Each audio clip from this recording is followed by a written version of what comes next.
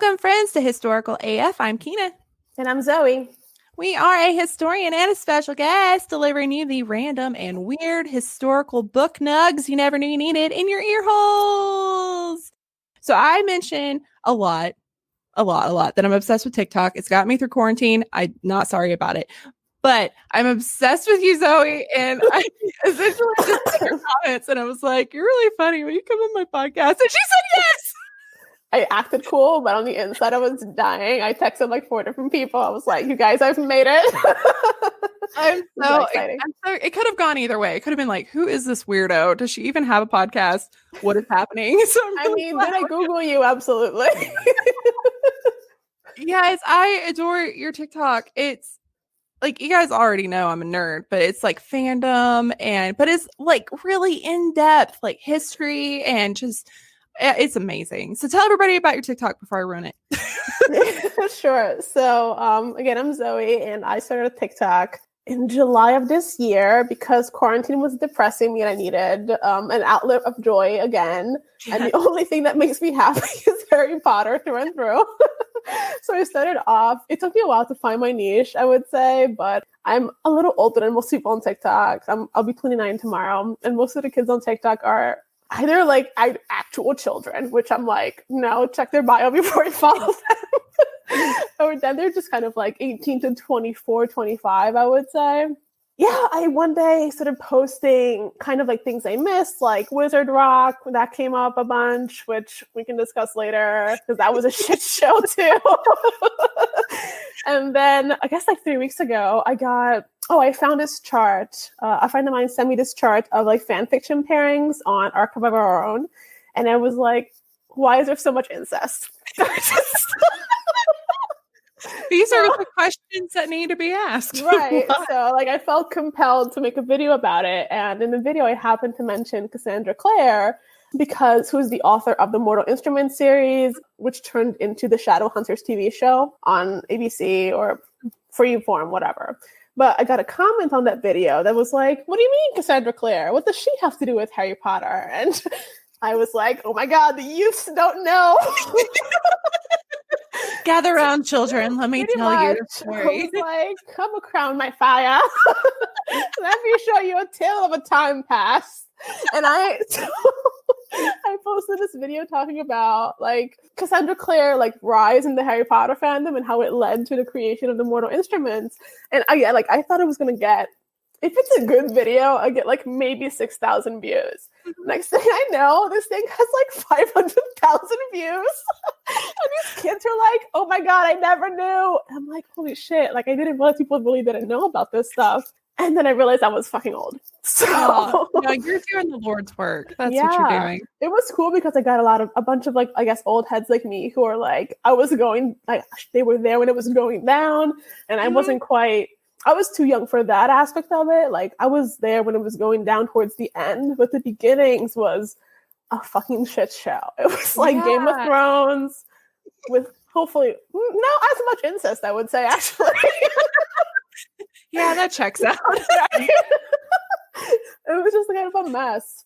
But yeah, so now my TikTok has kind of turned into like fandom history, fan fiction memes, because that's just who I am at the core.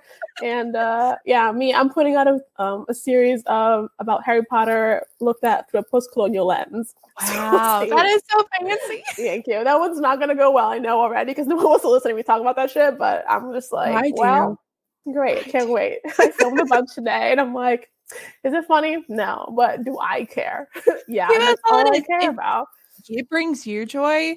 Like, Jenna Marbles, I love her. I wish she would come back to the internet.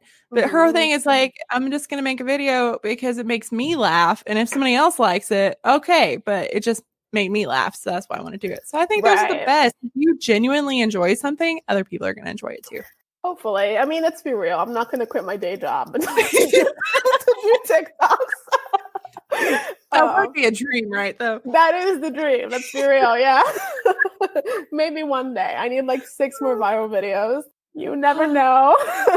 That's what everybody says. It's just like, I went to sleep, had a video, I didn't think anything of it. The next day, what the hell happened? Pretty much. And I'm kind of annoyed because it blew my cover, because like none of my friends in real life knew about my TikTok. Now they do. They were like, you didn't tell us. I'm like, yeah, it's my secret shame. Leave me alone. Listen, when I posted that video, I think I had maybe 700 followers. And most of them came from the Harry Potter incest chart.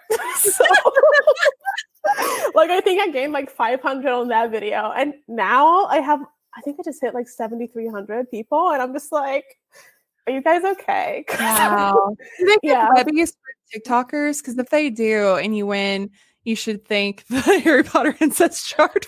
I know. I feel like I should send Cassandra Clare some flowers. Like, bitch, I hate you. You're the worst. But thank you so much. Yes. Oh, that'd be amazing. Yeah, I was a teen librarian for a long time, so I could not escape Cassandra Clare. But I mean, listen, I get it. Everyone has their things, and I'm not here to like yuck anyone's yum, you know? Yes. But at the same time, it's like, how do you manage to put 2 incest storylines in one series? Yeah. What's going on there, Cass? Let's chat. It seems to be something that's on your mind enough that you didn't accidentally do it once, but intentionally did it twice. Right. Like it was on purpose. I can't. Whatever. You also have a really interesting background. We were talking earlier. You're from Italy. Tell everybody about your awesomeness. Yeah. So my mom was in a contemporary dance company in her early 20s, and they went on tour, and she met my dad at a party, and they fell in love, and she quit her job and stayed in Italy with him for 25 years. That is like a movie. I know, it's very annoying. They're still together. They're super cute. Yeah, they're cute. Like my mom learned Italian for him and all this stuff. My dad speaks very little English to this day, which I think is hilarious. But yeah, we moved to the States in 2007. So I was 15. We moved over here. So I finished up high school here, and I went to college and everything here. But I grew up in the old country. That is so cool. That's such a good experience. I think everybody should have to go out of country for a while. I'm very fortunate for sure, because it's like you get a lot of life experiences just by, you know, like witnessing other cultures, and arts are so much more accessible in Europe, which is really upsetting they're not over here. But I was very lucky that I was exposed to that at a young age. And my mom's still like, she sang at the papal residence one summer. Like, she's a big deal. Yeah, it's really frustrating. She's very hard to impress. Maybe this will do it though, you know. And what's your degree in? I have a bachelor's degree in English literature, and I think I have a master's by association because my wife needed a lot of help doing her master's degree, and I did all her papers. So I assisted with. I'm not claiming that they're mine, but I love literature. I'm such a nerd. Like, I was going for history and art history, and then I panicked last minute being like, I'll never get a job. So I added psychology, and I wanted to do literature too, but I couldn't fit it in because it was just too much reading. And I was like, I don't have time. You would have never slept. It's very interesting. We were talking before we started recording, but it's like history and art. You can see parts of cultures and society through literature that you just don't see in history books, because, you know, there's specific people that are writing the history books in those times. So you can definitely get a glimpse into the world through books and art that you just can't get anywhere else. You know that saying, life imitates art imitates life kind of thing? Like, it's a concentric circle in a sense. Symbiosis. So you're the literal perfect person to be on this episode. I'm so excited. I'm going to have to do this theme like 1,000 times because there's just so many. I couldn't narrow it down. And I had an idea what I was going to do for Weird.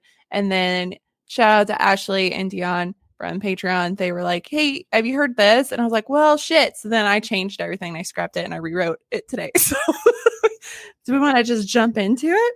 Yeah, absolutely. Once again, mine's a little dark. So I'm going to go first. And then she's going to bring us joy with the Harry Potter fandom at the end, so that I don't ruin everything. So I'm doing Weird AF this week, and I'm going to talk about Mary Shelley. I'm ready. I know what you're going to do.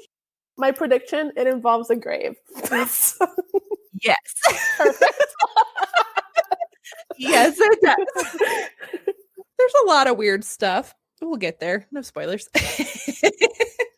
So, in case you don't know, Mary Shelley was an English writer famous for writing the horror classic Frankenstein in 1818. Frankenstein is one of the most famous novels ever written, and most people are familiar with the overall gist of the story. You got your scientist creates monster, monster runs amok, and if you say Frankenstein is the monster at pub trivia, you will get yelled at by a lot of nerds. So don't do that. Facts. So much of her fame is derived from this classic, which is, by the way, the first known work of science fiction. So it's a pretty big deal. But she left a huge Barty. See, I told you I can't word. A large body of work that spanned genres and influences. So she was the top of her game in a lot of different genres. She was also a published critic, essayist, travel writer, literary historian, and editor of the work of her husband. And he was the poet Percy Shelley. We're gonna talk a lot about him. So Shelley was born Mary Wollstonecraft Godwin on August 30th, 1797 in London, England. Both of her parents were prominent members of the Enlightenment movement and had a very reputable status. AKA, they were very bougie. I wish I was bougie. Same. I tried to be, but like on a budget, you know? I got a Target budget. Yeah. Target it's called a Target. You're fine. I ordered Target today to deliver because I was like, I don't want to go see people, but I also want Targets. I'm doing well in quarantine. I love it. So Mary Wollstonecraft, her mother, is well known for writing A Vindication of the Rights of Women in 1792. It was a pivotal feminist text that frames women's inferiority, and I'm putting that in air quotes because fuck that shit, as the direct consequence of the lack of education. So it was a super hot take for the time. William Godwin, her father, was a political writer, equally famed for his anarchist inquiry concerning political justice in 1793 and his novel Caleb Williams in 1794, which just happens to be the first fiction thriller. Nice. This family is ridiculously talented. But to be fair, I feel like they all died in their 30s, so they had to try harder, you know? But sadly for Shelley, she never knew her mother. She passed away only 11 days after giving birth to Mary. So sad. That's also terrifying. Women were just dropping like flies, and I'm telling you, we never have like the good end of the stick. It's always you die in childbirth or you get married off to some old man at age 14. Yeah. Creepy. Or you have to marry your first cousin like we just talked about. Yeah, well. Hashtag shame historical figures for child brides. Okay. Oh, God. So her father, William Godwin, was left to care for Shelley and her older half-sister, Fanny, who was just 3 years old at the time.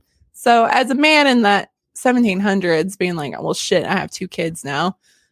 He was not very happy. So the other daughter was from an affair that Wollstonecraft had with a dude named Gilbert. Wait, what? Gilbert. And he was a soldier, a businessman, an author, and a diplomat. I just feel like all these people had 20 jobs, and maybe it's you just got to do as much as you can because you're going to die tomorrow. Like, I don't know, but they all have like 20 things under their name. Hold on. Did you say the father had an affair with the soldier? Oh, no. The mother, Wollstonecraft. Yeah. I was like, oh my God, a gay affair? Oh, yes. Way more juicy, but no. Sad. Okay, I guess I'll take found it interesting that he still took care of her child. Yeah, absolutely. That just didn't seem like a thing that really he could have tossed her to the side, found some other child bride, you know? Yeah. Already a little scandal in the family. So Daddy Godwin didn't remain a widower for very long. When Mary was just 4, he remarried his neighbor, Miss Mary Jane Claremont, which just sounds like the most Southern name ever. And she brought along 2 of her children, Charles and Jane, into the family. They would later have a son together too. But okay. We don't care about them. It sounds very Cinderella-ish. It does. And we're going to get to that. So she never got along with her stepmother. And a lot of sources speculate it's because she resembled her mother and she was so close to her father. Miss Claremont essentially banished her stepdaughter to Scotland in the summer of 1812, supposedly for her health. It should be noted that she had no problem sending her own daughter off to a fancy school to get a formal education, but her stepdaughter, she's like, nah, you can just go stay with our family friends. I don't want you here. The evil stepmother trope is really there playing. It is. Yeah. And in her defense, there's two sides to everything, and it depends on who wrote the history. So there are some sides that say that Mary was just so stubborn and she was so spirited and she was just uncontrollable and wasn't a lady, and Lady Claremont just couldn't handle her. And that could be just written by her. But then there was also people that think Mary wrote this whole horrible childhood to do with the like Cinderella trope, that my evil stepmother treated me terribly, and they kind of play on that. So there's really no way to know. They probably both exaggerated to make themselves look better, but we don't know. You know how they said the truth is like somewhere in between the two stories. So. Yeah. But I mean, if you're a famous author and you're working on your biography, might as well throw in the evil stepmother. Yeah, fuck it. Come on. Seriously, why not? Like, you do you. No judgment here. So Mary spent the better part of 2 years in Scotland. Though it was supposed to be a form of exile, she actually thrived there. Later, she wrote that it was there in her leisure she was able to indulge in her imagination, her creativity, and all of it was born within the countryside. First of all, I want to have my creativity born in leisure. It feels in a countryside. I feel bad that her mom died, but part of me is like, you're living a life. Like, I want to lounge around, then work on books. And yeah, I'm sure she was super pissed, being like, you're throwing me away. And then she gets here, she's like, all right, this is actually kind of nice. Like, you'll be fine. It'll be good. Well, this is great. And as was custom during the early 19th century, Mary, as a girl, did not receive a rigorous or structured education, even though her stepsister did get to go to school. She only spent 6 months at Miss Pedman's Ladies' School in Ramsgate in 1811. But our girl did have an advanced education, even though it was considered unofficial because of her father. She had lessons at home with him. He had a huge ass library and she read literally everything. And then also she got to partake in intellectual debates of some really important figures who came by to talk to her father.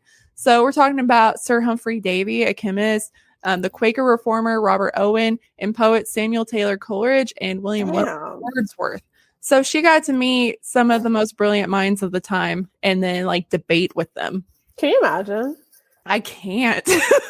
Like, I literally can't imagine.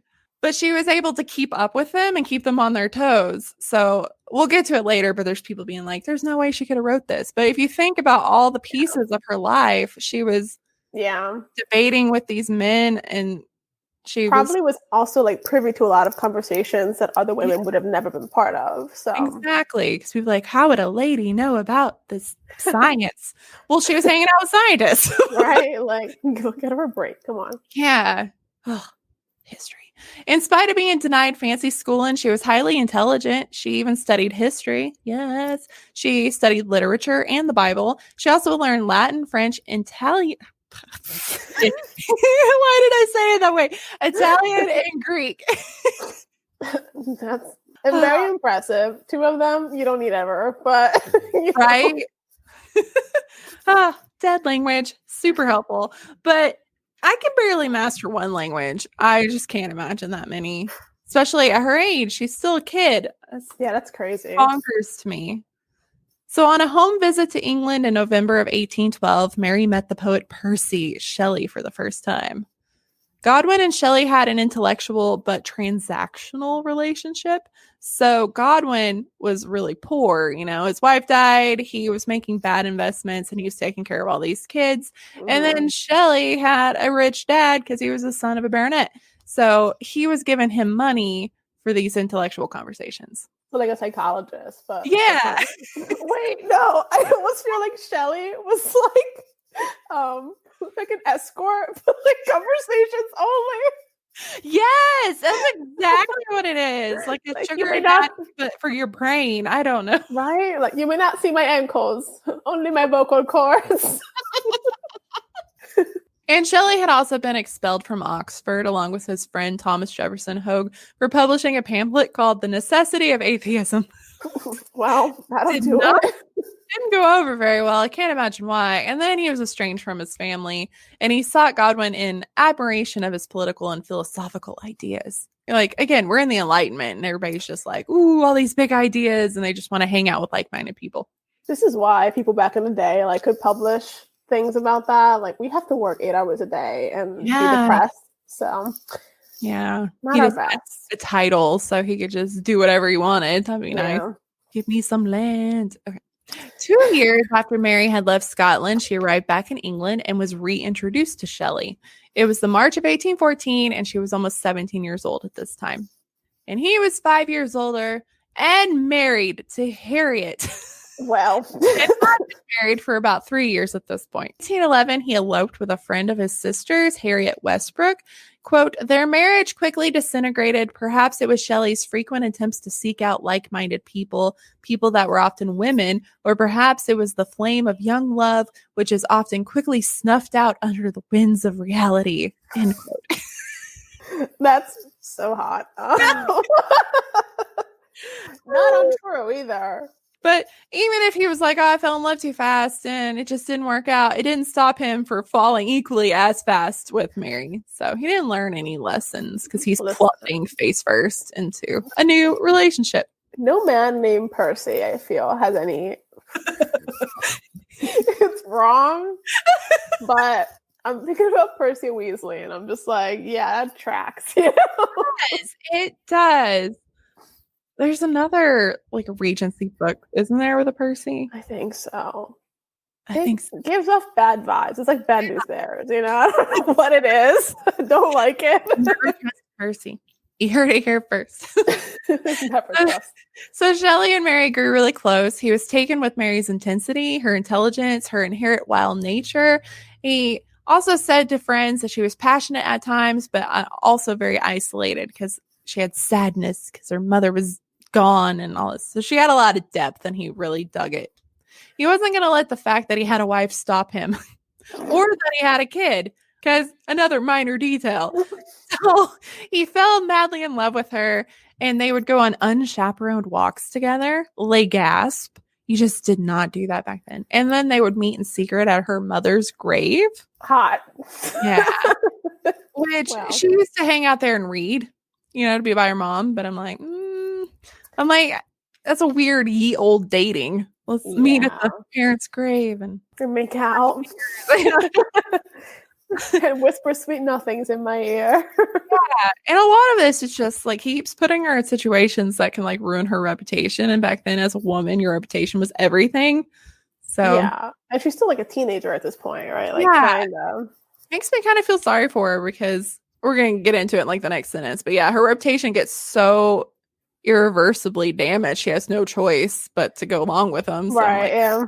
She's just a kid. So super, super sad. To the complete shock and surprise of her dad, who believed the two were just friendly, you know, talking school stuff.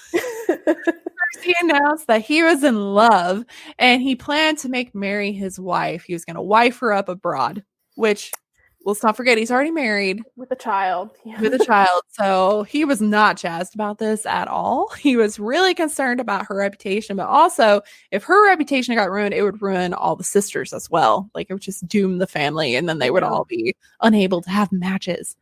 It's very Pride and Prejudice. It really is. I just started that Bridgerton or whatever, so it's very reminding me of that too. Like, I'll be ruined and nobody will want me. And I would have totally been a Spencer. I didn't get married till 30, so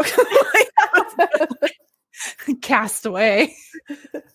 And he also knew his daughter was very young and very passionate, and he feared what her life would be like if she was a 17-year-old making this choice, which is very smart. Facts, yeah. Her dad seems like he has a good head on his shoulders. Yeah. And he actually liked her. You know, a lot of parents in the 18th century didn't necessarily like their kids. Like, for one, they didn't get attached because you didn't know how many were going to survive. So that was a factor. But, like, she was an intellectual equal almost to him. Like, they could debate and talk. And so I'm sure he had a really, I just hit my mic, a really good relationship with her and probably didn't want to lose her either. Yeah. So that's sad. He tried to keep them apart, but her sister Jane acted as an interloper between the two young lovers. And by the 28th of July, the two stepsisters slipped out of the house in black silk gowns and met Shelley in a hired coach. The drama of the gowns, though. Like, I'm not going to lie, I want one now. I know, right? You know, it's going to be swishy and you just feel very dramatic. I love it. So the three of them were off on an adventure and the lovebirds were going to elope. But again, he's married, so they can't actually get married. The trio traveled to France, Switzerland, and then running out of money, came back to England. That tracks. Yeah. And Daddy Godwin was pissed because after they left, there was this nasty rumor going around that he sold his 2 daughters to Shelley for 800 and 700 pounds each. So that wasn't boding well for the family. So he's like, get the fuck out. And he, which I'd be mad too. Yeah, right. I think we all need them for like 2021. Run downstairs dramatically, you know? Year of the dramatic cloak. I'm here for it. It was in England that Percy took his 2 new girls to the home of his wife, Harriet, to get more money. What the fuck? The audacity of this bitch. He's a fuck boy. Like nothing else. Ugh. I can't. And then he tried to like reconcile differences with his own father to get money, but then he quickly found himself ostracized from his home and society. Percy was cut from the father's purse strings and was falling deeper into debt.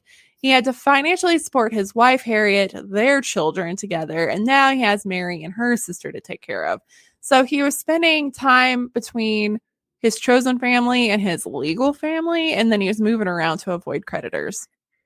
So this is not very romantic, and I'm sure she's like, 17, being like, this is a fairy tale, and it was not a fairy tale. I don't like him. It was garbage.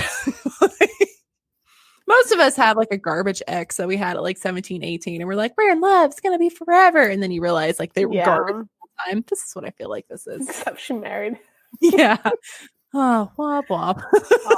To make this even more disgusting, there was also speculation that Percy was like banging his girlfriend's sister. So Mary, there's people that are like pretty sure that he was doing both of them, but there's no actual proof. But they were living in like really small quarters and they were kind of like jealous and fighting and stuff, and she was suspecting, but he knocked up Mary and his wife, so we know that he was doing that. Right. Okay. But Jane's not pregnant at this point. But it's still really weird. Don't do that. I'm gonna marry you, but I'm also gonna have sex with your sister in the room next door, and we're in a 1-room thing, so I don't know how that works. Also, they didn't wash very often back in the day. Ugh, I don't like it. I just don't like it.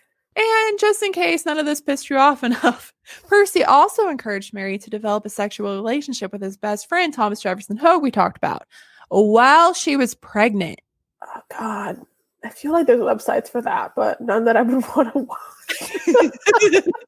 But she was uncomfortable with it, and thank God she decided against it. Because, like, consent is so important. And at this time, a lot of women didn't have the luxury of consent. So the fact that she was able to be like, I don't take this, stop. And then they didn't force her in anything is kind of remarkable. It speaks to her character for sure. Because I feel like a lot would not have spoken up to begin with. So yeah, let Mary go. Yeah, she's very fiery and I like her. Me too. Do not like him, but that's another thing. Right. So on February 22nd, 1815, Mary and Percy's first child, a daughter, was born prematurely, but tragically died only 6 days later. That's really sad. Yeah, I know. It's a lot of death coming up. I'm sorry. Just brace yourselves. Oh, I said 6 days later. She died later on March 6th. That's not 6 days. I'm okay. All right. So in August, the Shelleys moved to Bishopsgate, where on the 24th of January, Mary gave birth to a son named William. The following summer, the Shelleys were in Geneva, Switzerland, which sounds super nice, with Jane, the sister, who at this point had changed her name to Claire. So her last name's Claremont, and now she's going by Claire. Claremont. Yeah. Well, I guess. Yes. Okay. So they have her, and then they meet up with Lord Byron and John Polidori. Am I saying that right? Sure. Okay. It sounds good. Okay. The group entertained themselves one rainy day by reading books about ghost stories. And I say summer, but this was technically the year without summer. So the eruption of Mount Tambora in Indonesia had filled the atmosphere with ash. There were sub-zero temperatures in New York that May. There were massive food shortages all over the world. And then there was frighteningly cold northern hemispheres. So at this time, there was no sun because everything was like really cloudy and spooky and scary. Hot. Which is like the perfect weather to write the Great American Horror Novel, I guess. Yes, very much so. It was cold, it was foggy, and it was so miserable that they all stayed inside and tried to find ways to entertain each other. So a lot of critics kind of waffle on what happens next, but this is what Mary said in her own words in the preface of the 1831 edition of Frankenstein. It says, sometimes in mid-June, the literary discussion of the Shelley-Byron party turned towards German ghost stories. Byron suggested each member of the group write a ghost story in the same vein. And our girl was pumped to do this because she was wanting to write and she was looking for inspiration and she was very competitive. Mm-hmm. So she said, quote, I busied myself to think of a story, one which would speak to the mysterious fears of our nature and awaken thrilling horror, one to make the reader dread to look round, to curdle the blood, to quicken the beatings of the heart. If I did not accomplish these things, my ghost story would be unworthy of its name. Jesus. The drama again. I love her. She has standards for herself. Not when it comes to men, but for her own self. We love it. Great. And then also in this introduction of Frankenstein, she recalls that Frankenstein was inspired by a nightmare she had after a late night discussion between Shelley and Byron about the fashionable scientific topic of galvanism. So, and this is a quote from her. When she went to sleep, she writes, quote, I saw with shut eyes but acute mental vision. I saw the pale student of the unhallowed arts kneeling beside the thing he had put together. I saw the hideous phantasm man stretched out, then on the working of some powerful engine show signs of life and stir with uneasy, half-vital motion. He sleeps, but he is awakened. His eyes, behold, the horror thing stands at his bedside, opening the curtains, looking on him with yellow, watery, but speculative eyes. She says that she opened her eyes and she realized that she had her story. Quote, what terrified me will terrify others, she thought, and she began working on it the next day. That's pretty badass. I know. So galvanism, by the way, if you don't know, is the idea that scientists could use electricity to stimulate or restart life. It was named after Luigi Galvani, an Italian doctor. The concept came after Galvani was able to make frogs' legs twitch when he hooked them up to electric charges. Sometimes causation doesn't... Yeah, I mean, we know now that doesn't work like that, but he thought he was really onto something. I mean, I guess they still use, like, let me think. When they restart hearts, that's like kind of electricity, right? So just not from scratch. Yeah, I think like, yeah, you can, I don't think it's, do we call it reanimate life whenever you restart a heart? But I mean, that's what it is. But I think he was like just a leg. I mean, at that point, you have to have all the rest of the stuff for it to work. I think that's where we had just the leg. Just the leg. Not good enough. Yeah. The study of electricity to stimulate muscle contraction and produce chemical reactions led to the fantastical concepts of liminal state between life and death as explored through the creation of Frankenstein's tragic creature. And this is from History Extra. It says, her own loss of a premature born child in 1815 undoubtedly bore influence too, as Victor brings about the unnatural birth by infusing his own assembled dead creation with unnatural life. So there's a lot of people that argue that Frankenstein was inspired by all her loss and all her miscarriages and child loss too. So that's a theory. And then others think Shelley's own childhood may have also contributed to the thematic fears and concerns about Frankenstein because she has anxieties about motherhood. And of course she would know that because her death of her own mother. But then my skeptical ass is like, everybody's putting this motherhood shit because she's a woman. If a man had written this, nobody would have ever thought of that theme at all. So it's... Yeah, I mean, I would say maybe, but I feel like Frankenstein is giving quote unquote birth to this monster, right? So I guess in that sense I can see it. But no, if it was a man, they would never even brought it up. It would have been like his creation. Yeah. The beauty of manhood. Yeah. And then another fun fact, the Shelleys had visited Frankenstein Castle on a journey up the Rhine River. And while they were there, they most likely heard about the wild alchemist named Conrad Dippel, who lived there. And he was always trying to create an elixir he called Diplel. I don't know. I spelled that wrong and it was already a word I didn't know. That would make people live for over 100 years. And like Victor Frankenstein, he was rumored to dig up graves and experiment on body parts. Do you think that's where Diplo got his name? Yes, 1,000%. That is what happened. And I will forever think that. Perfect. So a lot of people are like, well, she knew she was at Frankenstein Castle. This guy's like chopping up stuff that has to be. And I mean, maybe that could have been part of where her dream came from, was remembering this old memory and stuff. There's no way to know. I think everything influences us. Like no original idea is truly original in the sense of inspiration comes from anywhere. Yeah, the people that are arguing this are people trying to discredit what she did. Well, I'll get into that in a little bit. I have a lot of thoughts. Okay. Regardless of the inspiration, in the next few weeks, Mary produced a short story, which would be expanded to become Frankenstein. Byron described her story as, quote, a wonderful work for a girl.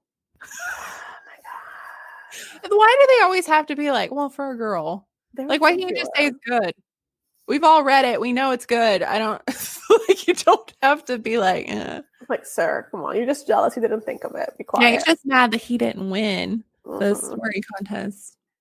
And another fun fact, even though Mary won the contest, there was another horror book written on this fateful night or summer. It was day. I don't know. It was The Vampire, written by Lord Byron's personal physician, John Polidori.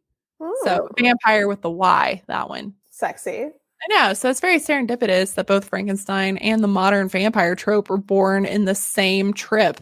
And not by either of the famous poets. Yes. That's my favorite part. That is the best part.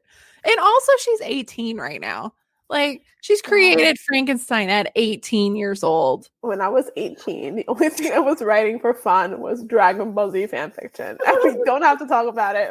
Like, that is incredible. It was a time.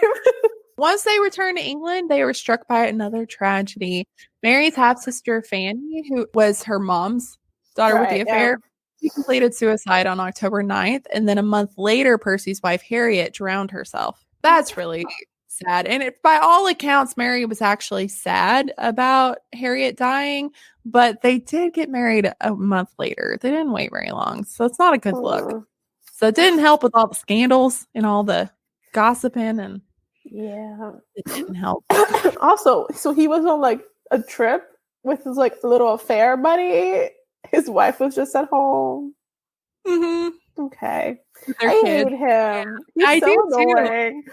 Yeah, like they had 2 kids, you know, still alive, and she's just hanging out home, being like, all right, cool. And they're just like hanging out with Lord Byron. Like, I'm sure she's seeing that in the gossip pages or whatever. Like, right, page 6. Yeah. Like, God damn it. Yeah. So that's tragic.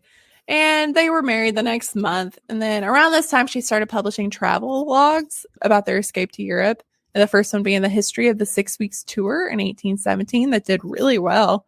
Okay. And then she continued to work on her monster tale. In January of 1817, Mary's sister Claire gave birth to a baby girl named Allegra, who is the love child of Lord Byron. Okay. So she sent the baby to Lord Byron to live in Italy. And then she immediately regretted it and was like, I want to come see the baby. Please let me come see the baby. And he's like, no, I'm tired of you. I'm sleeping with all these other women. You need to just stay there. And she's like, no, it's my baby, blah, blah, blah. He's like, no. And then he got tired of the baby, put the baby in a convent. And then the baby died of typhus at 5 years old. Oh my God. He sucks too. What the hell? Yes. Best friends suck together. I don't know. They both suck. I don't like them. The worst. And then Jane really never really recovered from that, which, I mean, I can imagine. Yeah. Yeah. That's just way to make it sad, Keena. You did warn us, to be fair. All right. So back to Frankenstein. So about this time, she's finishing up, and 3 publishers rejected it at first. And then it was accepted by the Lackington Company. So it was officially published on January 1st, 1818, and was authored anonymously when she was just 20 years old. So okay. That's still more than I've accomplished at 20. Same. Yeah. However, its opening pages house a dedication to William Godwin's, her father. And this made the unknown author's political leanings pretty clear because, you know, he was very political and an Enlightenment scholar. So a lot of conservative people all just started bashing on it immediately because of that. Many thought Percy had written it since he penned the introduction. And once the book proved to be a huge success, all of them were like, of course a man wrote it.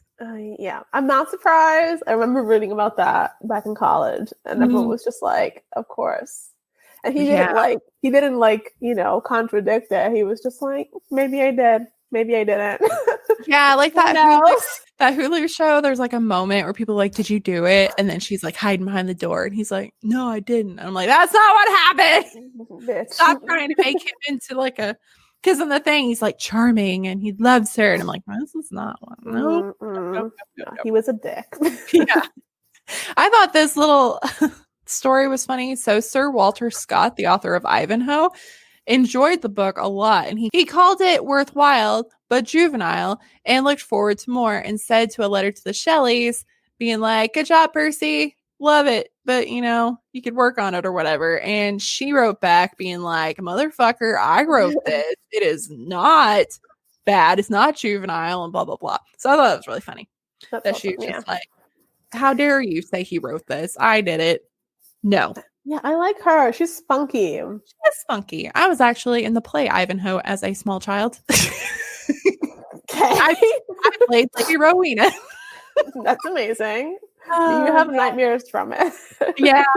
I was in this is the thing about school. It's so stupid. I was in Gifted and Talented, but at the same time I was in, what do they call it? Resource for like, because my math, I'm number dyslexic and nobody figured that out. So they thought I was stupid, but I was also in Gifted and Talented at the same time. So it was very America. Yes. That was a fun year. I'm just like, why do I have to go to both? And yeah, so it sucked. But yeah, so in Gifted and Talent, we had to do a play. I was the lead. It was amazing. I got to wear a really pretty medieval dress. Anyway, enough about me. Oh, man. A lot of people today still claim that Percy wrote this. I don't believe it. Oh my God. And one of the things that I think is good evidence is like you can actually examine the notebooks. They're online and you can see the notes that he wrote. And he left less notes than a copy editor leaves today on a book. Like he had a few notations, but it's not like anything you wouldn't do if you publish something today. So I don't buy it. He didn't write it. We all know it. They're just mad because a woman invented science fiction. It does. Literally. And it comes down to being like, how would a woman know about science? How would a woman know about these things? And, the main characters are men. How would she know? And she was intelligent and spent her time around a lot of smart, intelligent, powerful men. And they treated her like an equal. I think that's It's also funny to me because the relationship between Frankenstein and his BFF in the book is described in literature as homosocial because it's almost erotic, Yeah. It's like they just needed a push towards each other to kiss, but they do not.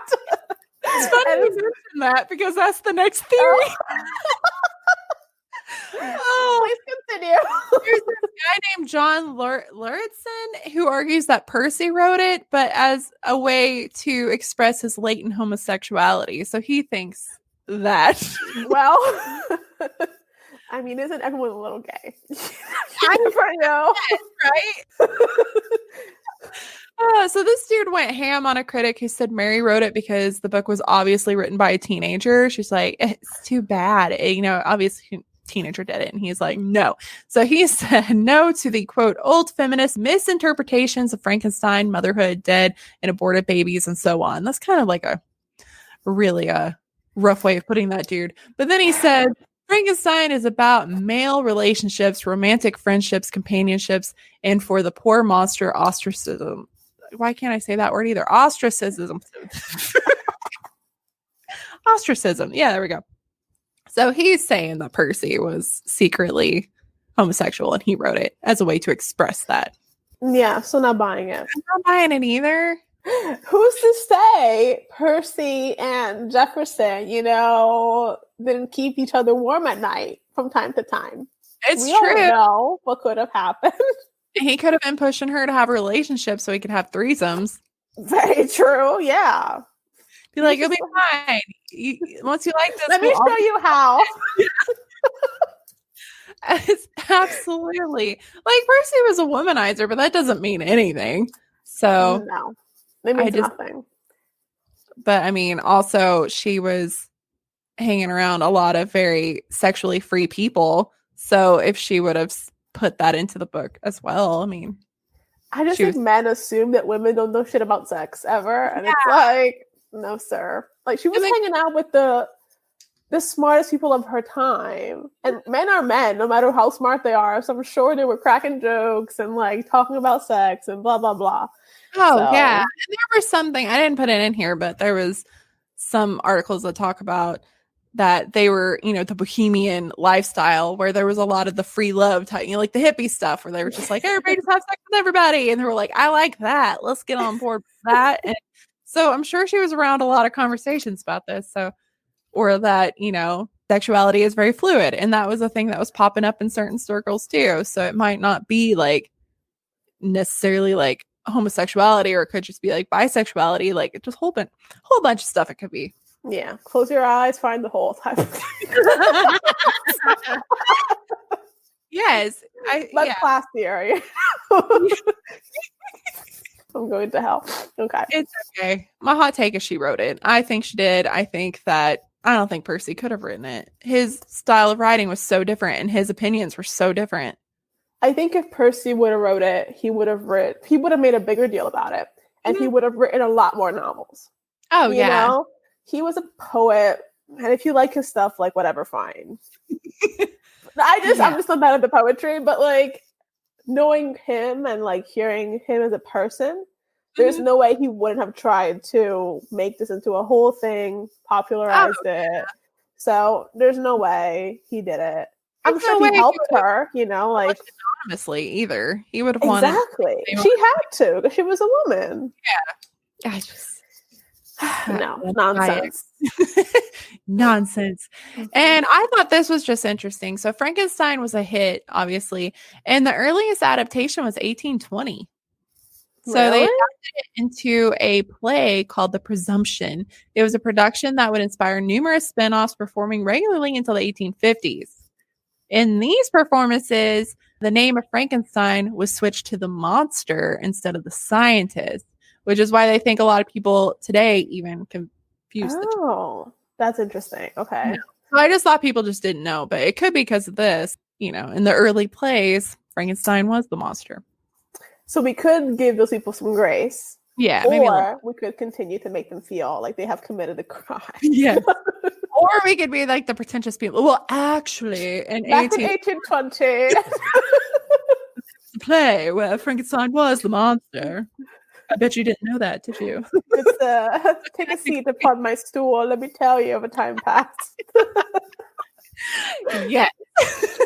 All right. So after the book does really well, they moved to Italy. They were kind of living there. They were traveling. And at this point, they have 2 children, William and Clara.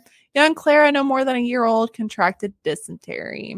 Yeah. And by the time they realized that something was really wrong, they tried to rush her to Venice to find a doctor, but it was too late, and she died in Mary's arms. That sucks. I know. She has bad luck with kids. She does. And then a few months later, their young William contracted worms. Yikes. And this was a minor illness, and they were planning on relocating to a cooler climate, and they thought they had time, you know, so they didn't. They waited too long. And like others living in Rome, when the swamps rise, little William contracted malaria, and he died within 5 days. Holy shit. So while Mary seemed devoted to her husband, she didn't have the easiest marriage. Their union was riddled with adultery and heartache, including the death of these two of her children. And it put a huge strain on it. So Mary grew pretty cold and despondent. She was just riddled with grief and depression. And the only thing that really got her through this was her writing, and kept her moving forward. In 1819, Mary gave birth to a son, Percy, who would be the only child out of 5 to reach adulthood. Damn. And this is all before like 24 years old. This is insane. God. That is so much loss and pain in just such a short life so far. Was she ever not pregnant then? You know, like for those 5 years? Like she had a few of them are miscarriages. So yeah. They're pretty short. But yeah, she was probably constantly pregnant. I guess there was no birth control. Yeah. In 1822, life kicked her in the teeth once again. She suffered a miscarriage, which almost killed her. And then her beloved husband, Percy, died. Do I feel sad? Her, yes. Him, no. Sad sad for her because I'm sure she loved him, you know. Yeah. But... So Percy had been visiting friends and they were partying on a small boat. And then when they were returning home, there was a thunderstorm and it caught the small crew and it capsized the craft and they drowned pretty much immediately. It took days for Mary to even realize anything had gone wrong because, you know, there's no technology. And it took about 2 weeks for his body to wash to the shore. And at that point, they were unrecognizable. And the only way to identify them was their clothing. And she knew it was him because she had put a book of John Keats poems in his pocket. Oh my God. No, so sad. So sad. So yeah, she's almost 25. 4 of her children are dead, and now her husband's dead, and she's a widow. Like, I just cannot imagine. No, I can't even do laundry on a regular basis. Like, my life's not together enough now. Imagine back then. No. Yeah. So this is where it gets weird. So while his body was being cremated, one thing remained: his heart, which was calcified and didn't burn. Okay. Modern day physicians believe that it may have calcified due to an earlier bout of tuberculosis. That's the only theory I could find. So that was interesting. What if he was the monster all along? Yeah. Yes. Hardened heart. Literally. So, like a goth queen she is, Mary Shelley kept the heart on her at all times, wrapped in a silken shroud. Wow. And then when she passed away, they found it in her writing desk beside her work. So, I mean, it's still really sad. It's sad, but also kind of rock and roll. You know? Totally metal. I always dress in black with a veil and have your heart in a purse. Just your bag, ma'am. Short. Just watch out because the heart's in there. So, you know. It's okay. It's calcified. You can't predict it. Well, eventually the heart was buried with the family in their vault. The son Percy had done that. So okay. Eventually was reunited. That's cute. So Shelley worked really hard to support herself and her son. She wrote several more novels, including Valperga. Am I saying that right? Sure. Valperga. I don't remember. And then the science fiction tale, The Last Man. She was also devoting herself to promoting her husband's poetry and preserving his place in literary history. It's kind of like in Hamilton where they make a big deal about how she preserved his history. It's like the women, it's like you treated them like shit your entire marriage. And the only reason people know about you is because of what they did. It's so sad. It is really sad. Hamilton was shitty though, so not as shitty as Percy. Yeah. Well, yeah. I don't know, actually. I'm sure on that one. I'm going to reserve judgment. Let us know. What's your take? Who is worse? Percy or Shelley? Yeah, we'll do a poll on Twitter or something. Perfect. So for several years, Shelley faced some opposition from her late husband's father, who had always disapproved of their life, their bohemian lifestyle. She also fought constantly to maintain her reputation, which had been dragged down all her life because they quote scandals of her youth. So she's like a widow. She's just trying to make by, and people are still fucking with her. And she's like, my God, just leave her alone. Like, she was a child, you know, like a lot of this stuff I just don't think was her fault. Well, the last 6 years of Mary Shelley's life were spent in relative peace and retirement. She lived to see her son marry. Okay. And now he is Sir Percy Shelley because he inherited the father's stuff. So that's nice. At least she got something nice before she died. And then she dies of brain cancer February 1st, 1851 at the age of 53. Way to slide that one in there. Death. It's just so much death. So she lived to 53, which seems... That's not bad for their time. She outlived pretty much everybody. I mean, luckily her son outlived her because I don't know if she would have survived losing her last kid. That'd be so sad. She's buried at St. Peter's Church in Bournemouth. Oh, it's probably one of those London words that look like a thing, but it's not. So I apologize if you're from there. And then she was laid to rest with the remains of her late husband's heart. And her husband's heart. So that's fine. So after her death, her son Percy and her daughter-in-law, who was also named Jane, had Mary Shelley's parents exhumed and brought to be next to Mary. So that's nice too. because they were in a cemetery in London and it had been neglected. So they've all been moved. They're all together now. That's nice. And though Frankenstein has assured Mary Shelley's place in literary history, she is really important in a lot of other genres, especially nonfiction prose, forms of biography, travel essays, and she ranks as some of the best in those genres as well. That's awesome. Look at her. I know. And of course, Frankenstein, everybody knows it. It's been adapted into movies. Fun fact, in 1910, Thomas Edison made a one-reel 15-minute film of Frankenstein. It was the first horror movie ever made. That's kind of really cool. I know, right? And then you have all the more, like the 1994 adaptation. And then you have things like Young Frankenstein, the parodies, and then you have like Rocky Horror and all that. So it's just a huge component of pop culture and things that we know and love. I think the newest one was like I, Frankenstein. I don't know how I felt about that movie, but it was a Frankenstein movie. So is that the one with Daniel Radcliffe? It is, yeah. Right? Okay, yeah. I haven't seen it yet. But I was just like, huh. I usually try to watch all his projects because I'm a true loyal fan.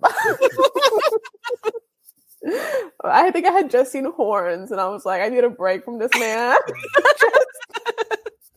He does love his indies. He doesn't care anymore. He's just like, I'm rich. I'll take all the weirdest shit I can take.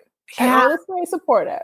I do too. He's delightful. I just watched his Hot Ones episode. He's funny as hell. Yes, yeah. And I love that he can make fun of himself. And he's delightful. I just want to be his friend. I know, me too. But Dan, if you're listening, hit a girl up. Like in a friend way, he talks about how he has no social media. He doesn't go online for anything. So it's really frustrating. How am I supposed to stalk you? I know. How are we supposed to insert ourselves into your life? The universe will provide, maybe. Maybe he'll see my TikToks, Alrighty. When you mentioned Mary Shelley, I thought the grave thing. Did you come across the fact that there's rumors that she lost her virginity on her mother's grave? Did we go over that? I saw one thing mention it, but it was like a blog and they didn't really cite it, so I didn't. Yeah, I don't know if it's real or not. I think it's just like popularized culture thing. Yeah. But like, what is it? They like ran away and like hung out there. So I mean, it's possible, but one thing leads to another. You just have sex on your mother's grave sometimes. Who knows? Yeah. I don't know. I'm too paranoid to be like, oh, they're watching me. No, it's just like outside. Mm-mm. Yeah, it'd be a weird. So my dad died a year before I met my husband. So it's fine. It's been a while. We're good. And so like years later, before we moved here, we went to visit my mom and I was like, oh, let's go see dad or whatever. And it was just like the super awkward thing. I'm like, hey dad, this is my husband. Hey husband, it's my dead dad. Can you imagine just being like, going on dates to your mom's grave? Like, what do you say? Like, I'm so incredibly awkward. I'm sure they were very poetic and like romantic or something, but my experience was not. Yeah, I haven't been to a graveyard in a while, so I don't know what would happen. And my dad's in like a crypt thing, like a wall, so okay, not as like sexy as I guess like an old timey tombstone or whatever. Mausoleum. Little less dramatic. Yeah. That was an awesome retelling of the story. So thank you for sharing. Oh, thank you. I definitely didn't know he was an asshole like that. So yeah, they leave that out of a lot of the stuff. I was like, wow. Piece of work. All right. You want to give into Harry Potter fandom history? Yes. Ooh, I got my wand and everything. Oh my God. Okay. I just have this little owl mug. I'm like, it's Hedwig. Kind of. Not really. I never get to get it out. Well, like you have a legit wand. I do. I got Dumbledore's wand. Because it's the Elder Wand and I want to be powerful. Love it. Yeah. So fair warning, I'm gonna go through a lot of weird in-depth shit right now. I'm so excited. I'm so really fun. So if you need me to slow down and explain anything, let me know. Okay. There's something in my eyes where I'm not crying. It's okay if you are. I laughed so hard the last episode because there's this Oh, she was going over funny books, and one was like the Big Lesbian Horse Book or something. And she was talking about all the stories. I was crying. I had mascara everywhere. I was like, why would people write that? That's awesome. Oh, it made me laugh. Terrifying, but awesome. Okay. So I think we have to time travel. Yes. Back to 1997. Oh, when man. the first book was published. And I guess let's give a little context, right? Like, we all know what Harry Potter is. I think we all know what a fandom is, right? Yeah. Okay. And I think the Harry Potter fandom, there's levels to it. It's kind of like you have the casual fan who's seen the movies and who enjoys like going to Harry Potter World, whatever. You have like the in-depth fan that's read the books a few times, maybe buys like special edition novels and like all this stuff. And then you start getting into my people, the people who read fan fiction, and the people who like listen to Wizard Rock, and the people that like know about the controversies and were there when like Fiction Alley was born and like all these things. So we're going to go back in time and talk about how these things came to be, because the Harry Potter fandom right now is pretty much the child of very few people. Like, when the books first came out, it was the late 90s. The internet was a thing, but not really developed, and it really wasn't what it is now. Social media didn't exist the way it does now. So the way the fandom looks today is nothing like what it did look like, but it was definitely a development of what was created at the time. So let's put our time traveling hats on. Okay. We're going back to 1997. Grab your time turners. Yes. Get ready, get your like butterbeer. So 1997, the Fuchs books come out, and it's wild success. Harry Potter is still considered like a children's novel for the most part. And J.K. Rowling publishes the first 4 books in quick succession. So 1997 to 2000, she's pumping out a book a year at this point. The 4th novel, Goblet of Fire, is the first one where we kind of see things getting a little bit more intense, a little bit on the adult side. Voldemort comes back to life. Cedric Diggory dies and becomes Edward Cullen. A whole thing. Very sparkly. And then we have nothing until 2003 in terms of books that are published. And this 3-year period, as it's known in the fandom, the 3-year summer, is where the fandom really started to grow and develop as a community, online and in person, because there was a lack of canon information coming from the books. A lot of the fans were growing up with the books. A lot of the older fans were organizing and creating these communities online. And for the first time, we really saw a boom of creativity almost that created the seeds of the fandom we know and love today. However, like any good history story, the seeds of this fandom were not pure. Okay. There are stories of wars, of betrayals, sex and religion, corruption, love, and even new fandoms developing from the story we all know and love. So, also like any good history story, we have some players that are part of this story. The players are mostly adults, or were adults at the time. And when I say adults, I mean like early to mid 20s at the time when the first 3 books had come out. The first like fan fiction site, I think, was put online in 1999. And the first like Harry Potter fan fiction was published on fanfiction.net in 1999 as well. Wow. I have not read this story, right? I was 8 at this point, so I was not aware of what was going on. I had just picked up my books and I was just, careening into the magical world. At the same time, thousands of miles away in the United States of America, there was a little group on Yahoo Groups called HP4GU, or Harry Potter for Grown-Ups.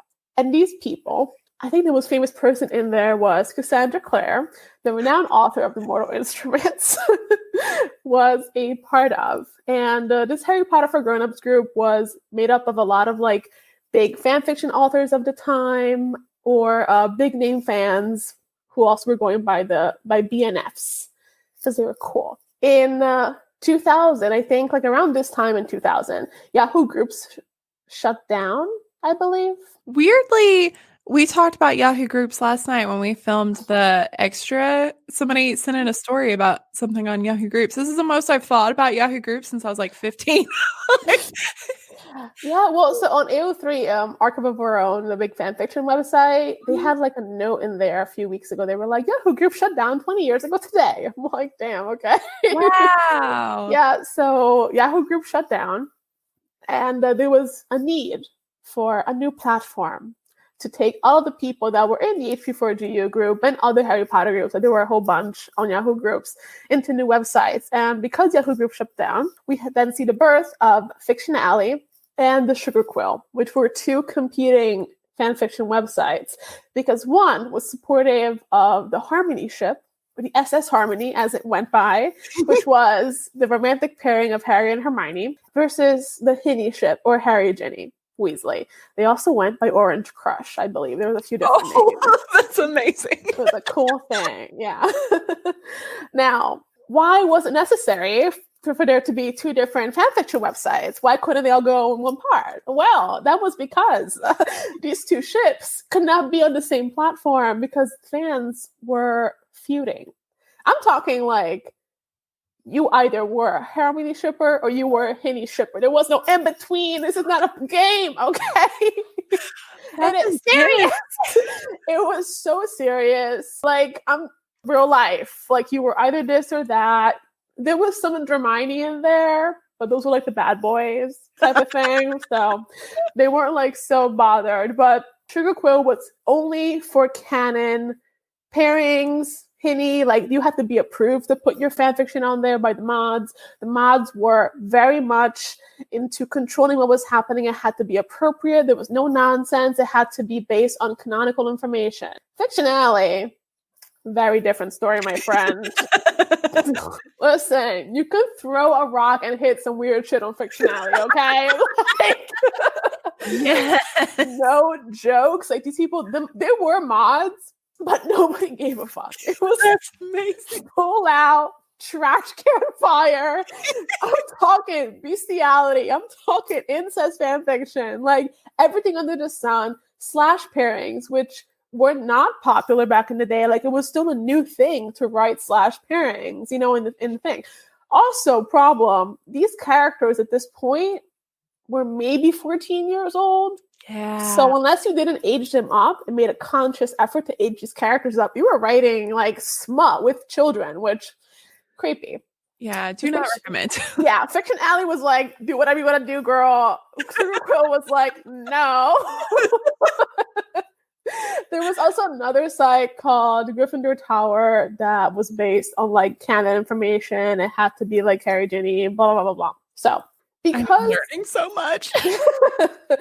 Because the big name fans, because the internet wasn't what it was now, and because there were very few amount of popular like big name authors in the fandom, it was very easy for those people and their friends to become known as like big name fans, to be very popular, to the point that they almost developed an aura of, I don't want to say godlike thing, but they were definitely being worshipped by a lot of people. Like, the goal was, you want to be in with those people, you want to be in with the cool kids, and so much so that people in the fandom started referring to these people as the inner circle. And all you wanted was to be part of this inner circle, you know? Like, you wanted to be there with Cassandra Clare and her cronies. And Cassandra Clare was big at the time because of one specific story in particular called the Draco Trilogy. Between 2000 and 2006, she began publishing this 3-arc story of Draco fanfiction that paired up Draco and Ginny, or Drinny, and Harry and Hermione, because Cassandra Clare was on the Harmony side of things. She did not fuck with Harry and Ginny. They were not a thing. So that was going on. She was assimilating more and more like power. Her fans were going insane, to the point that they were like harassing fans of like Hinny writers on Sugar Quill. It was a whole situation. In 2001, Cassandra Clare gets accused of plagiarism, and she has to and she gets banned from fanfiction.net, which is where she was publishing the Draco Trilogy. This is, spoiler alert, not the first time Cassandra Clare is going to be accused of plagiarism in this tale.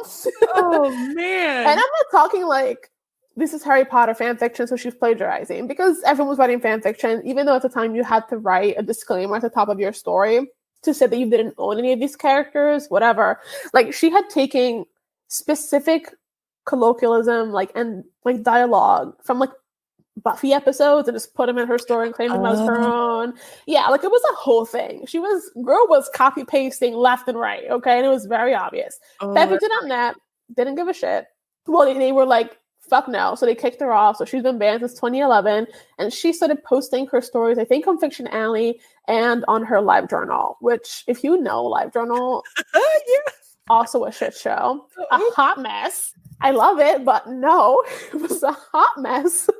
So now we have, again, Cassie is growing in popularity with her people, the inner circle, her fans, and the fans of the Hinny shippers are going at each other's throats. And it's escalated to the point where, this is not funny, but I think it's a little funny.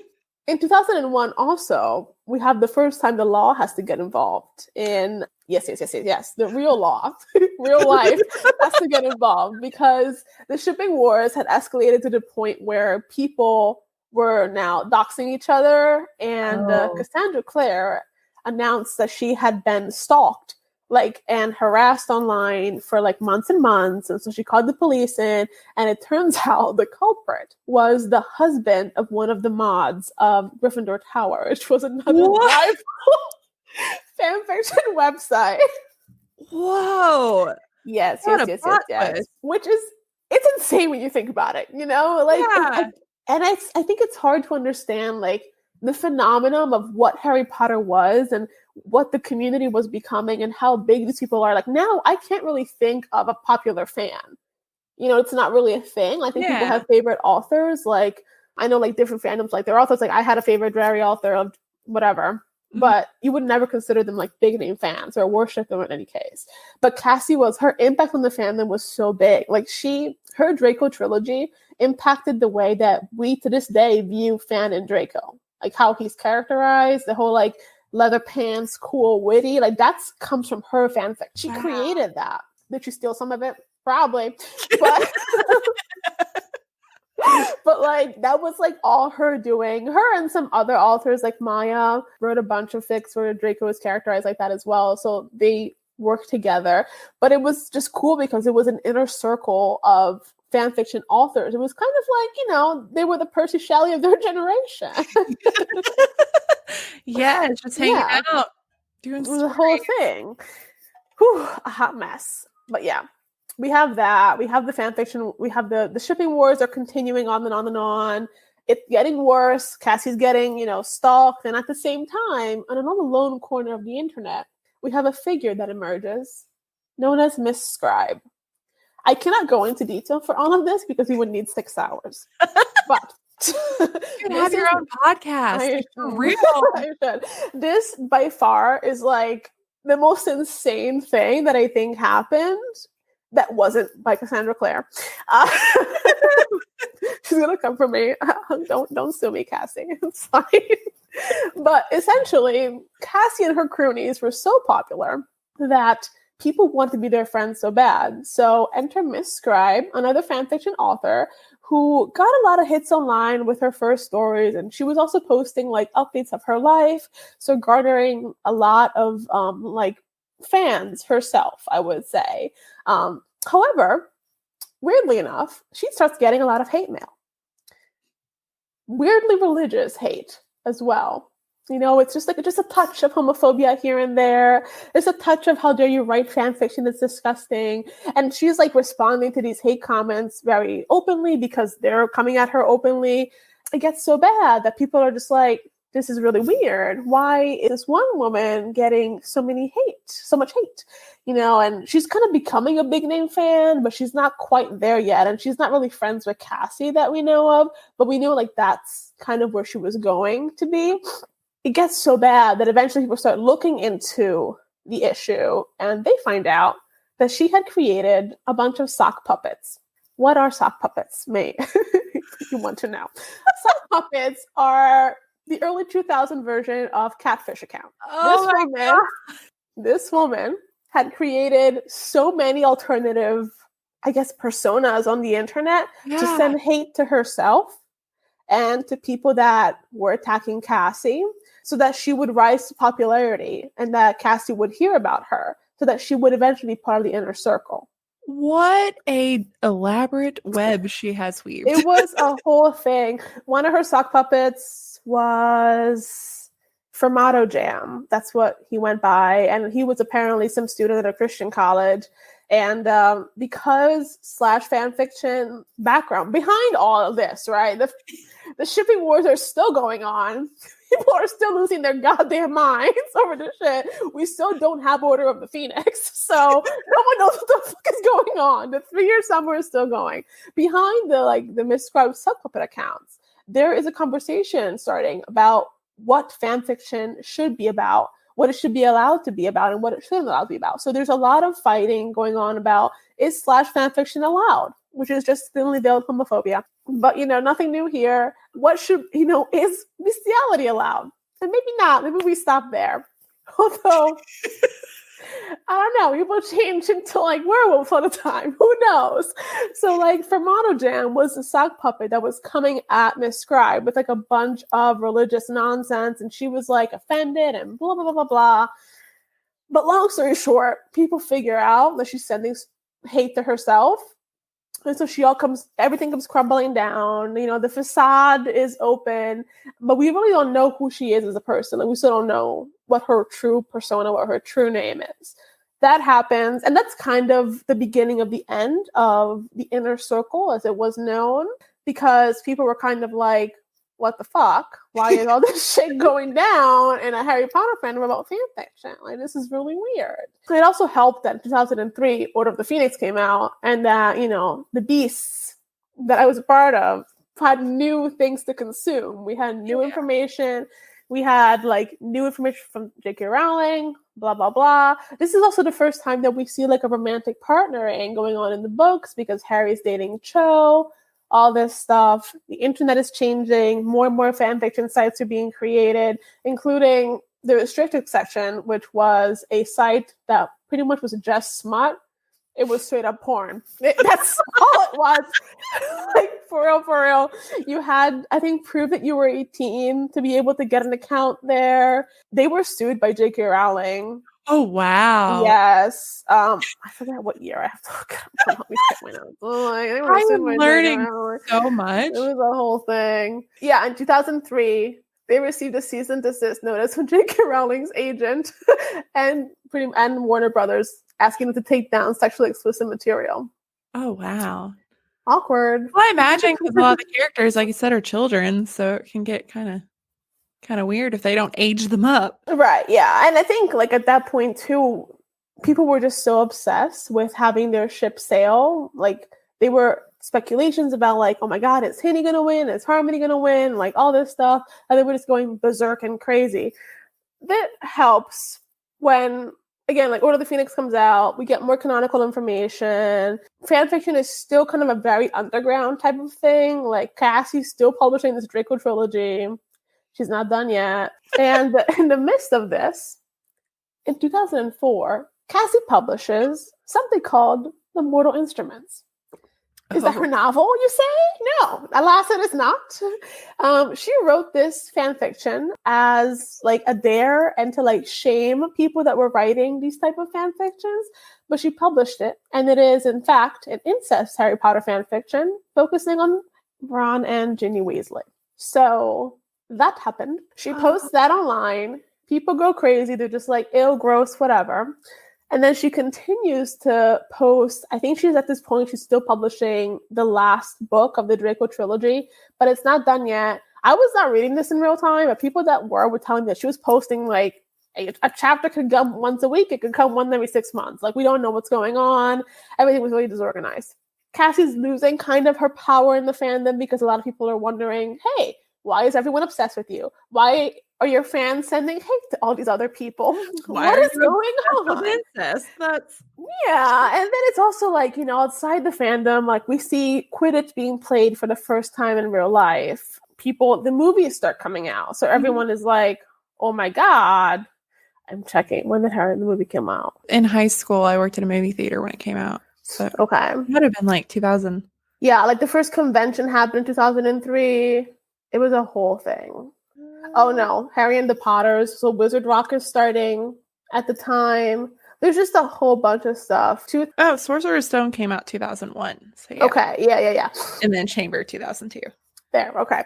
So there's just Harry Potter as a whole is becoming more commercial in general. And I think the fandom is increasing, but not everyone is subscribing to this kind of like underground type of thing. Like when I started reading fan fiction, it was, we do not speak about this thing that we read, you know, like you don't talk about it. Mostly because it was dirty. Whatever. Did I learn more from fan fiction than I did like my health class? Absolutely. Was it mostly wrong information? Also, yes. But, you know, you don't know that as a child. But it was just kind of like the inner circle was losing its glamour because now we have more and more people publishing works because they're figuring out they want to write. It was a whole thing. It was just like the 3-year summer ends, and with it also ended the glory days of the inner circle, so to speak. So, 2004, Incest Harry Ginny Ron fanfiction comes out, named The Mortal Instruments. Keep that in mind. We fast forward to December 2004, and one of the biggest scandals of the inner circle takes place when, I think it's December 4th or December 6th, 2004, Cassandra Clare posts on her live journal that her apartment has been broken into and that her and her boyfriend's laptops have been stolen. She then, with a friend, started a fundraiser so that she could purchase new laptops, because how else is she supposed to post online the rest of her Draco trilogy? Oh my God. Right. Now, the deal was people donate money, and in exchange, there was like talk of sending people drabbles or short fan fictions in return for the donation. But either way, Cassie was supposed to get the money for laptops. Any money that was not used for the laptops was going to be donated to a hospital for a toy drive. To this day, we have no idea how much money was raised. We have no idea if the extra money did go to a hospital for a toy drive. We know that Cassie got new laptops, however. Okay. And there's still no clue if the break-in was actually real or not, because there was no proof ever posted online. Yeah. So. She's a sneaky bitch. Don't sue me. This then escalates because other people in the inner circle were going through some stuff, and they were upset that like their fundraisers hadn't proven to be so successful. It was a whole thing. This time is referred to as Laptop Gate,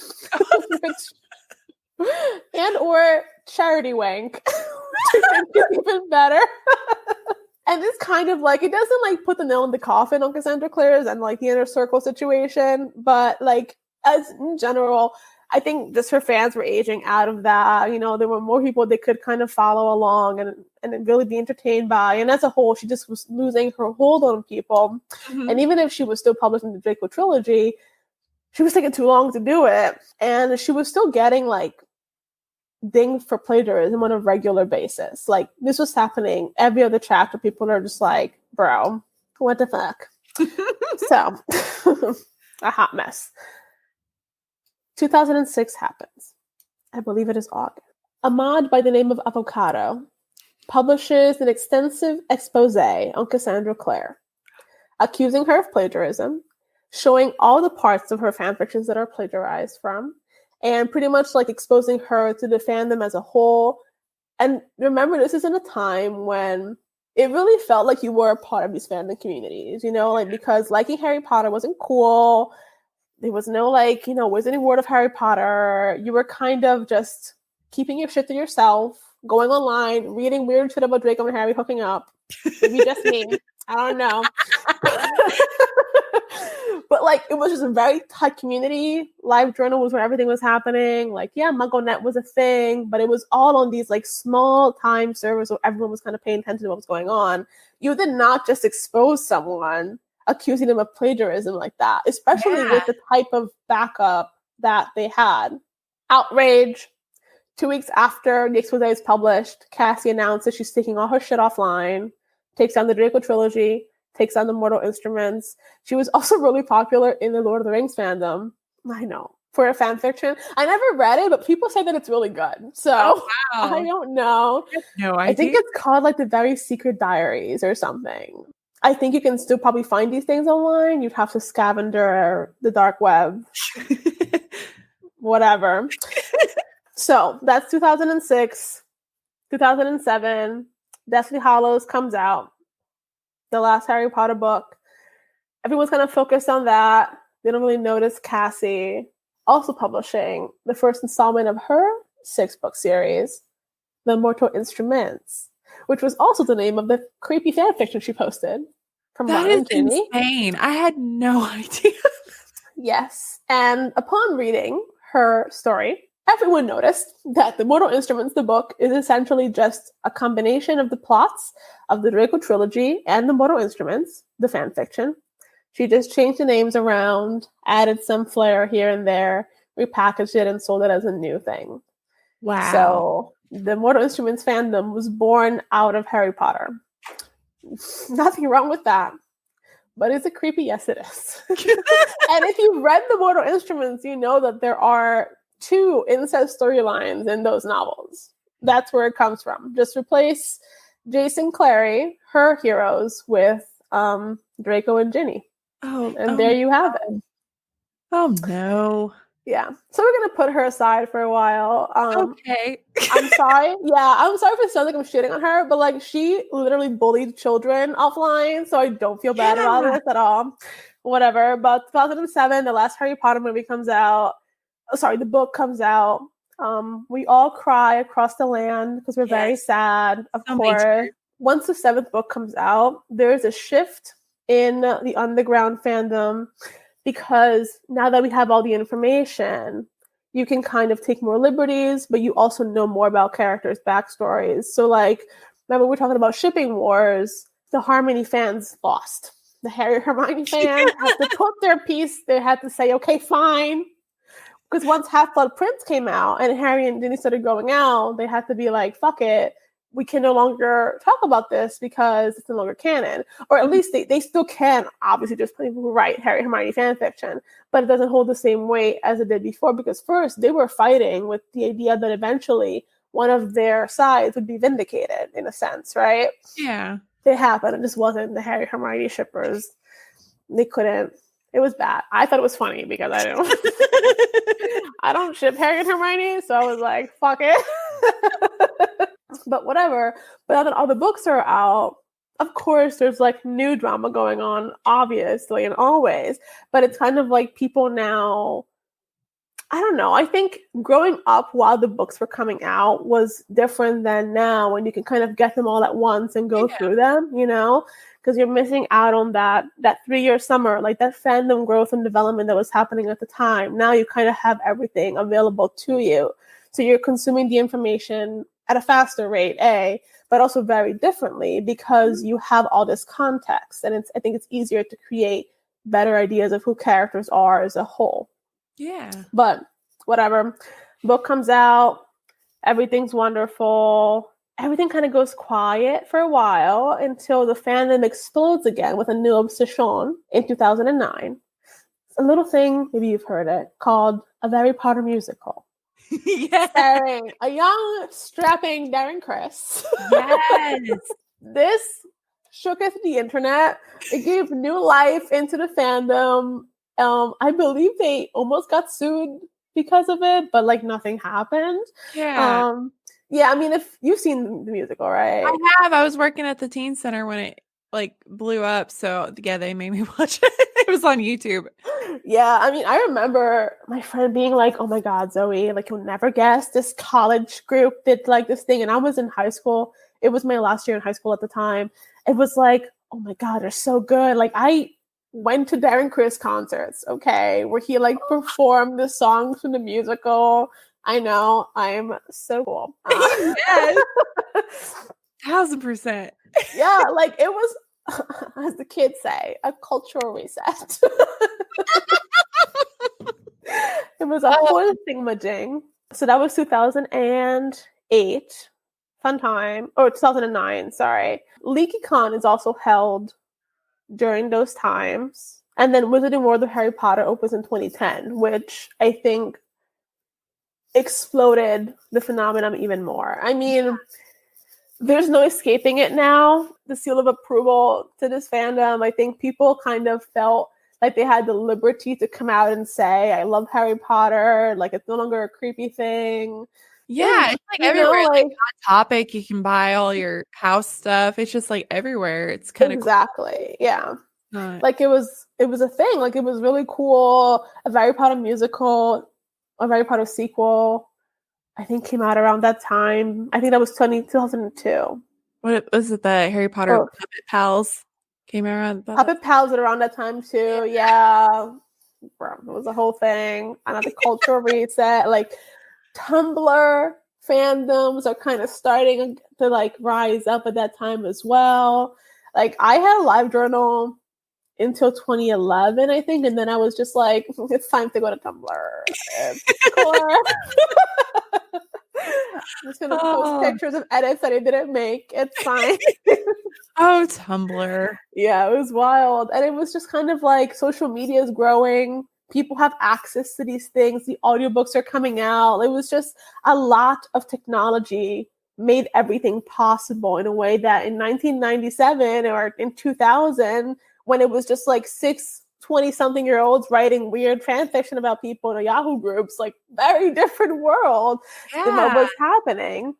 And it was just like so cool to be able to witness that and grow with it in a sense. But, and I would say, I think the drama come down. Like the big drama that we saw happening with the Inner Circle situation, the Miss Scribe situation, crazy, Laptop Gate, like those were like big things I could think of that happened in that time. And then it was mostly just chill.